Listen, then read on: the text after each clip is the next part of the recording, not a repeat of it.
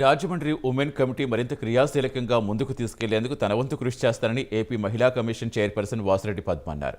మహిళా సమస్యల పరిష్కారం కోసం రాజమండ్రిలో 20 ఏళ్ల క్రితం రాజమండ్రి ఉమెన్ కమిటీ నియమించి ఎన్నో సమస్యలపై పోరాటం చేయడం జరిగిందన్నారు. రాజమండ్రి సంహిత కాలేజీలో రాజమండ్రి ఉమెన్ కమిటీ ఆధ్వర్యంలో జరిగిన మహిళా దినోత్సవం కార్యక్రమంలో ముఖ్య అతిథిగా పాల్గొన్నారు. మహిళలు, యువతులు ఎదుర్కొంటున్న అనేక సమస్యలపై అవగాహన కలిగించి చైతన్యం చేయడం జరిగిందన్నారు. రాజమండ్రికి చెందిన అనేక మంది ప్రముఖులు, మహిళలు రాజకీయాలకు అతీతంగా ఎంతో యాక్టివ్గా పనిచేశారని కొనియాడారు.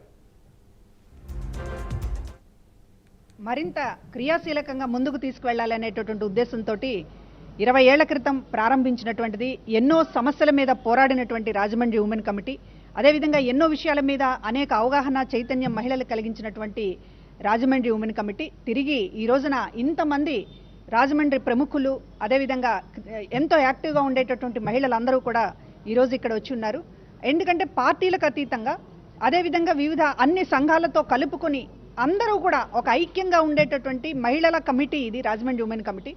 మొట్టమొదటి వ్యవస్థాపక అధ్యక్షురాలుగా ఉన్నటువంటి డాక్టర్ రమణాయన్ చౌదరి గారు ఇటీవలనే ఒక ఏడాది క్రితం ఆవిడ మరణించటం, ఆ ప్రథమ వర్ధంతి సందర్భంగా మరలా అందరూ కూడా రాజమండ్రి ఉమెన్ కమిటీకి అంకితమై పనిచేయాలని చెప్పి ఇక్కడ ఉన్నటువంటి సభ్యులు ఎవరైతే ఆ రోజు నుంచి ఈ రోజు వరకు క్రియాశీలకంగా ఉన్నారో, విజయలక్ష్మి రెడ్డి గారు కావచ్చు, అదేవిధంగా గ్రంథి లలిత గారు కావచ్చు, లక్ష్మీ శ్రీనివాస్ గారు కావచ్చు,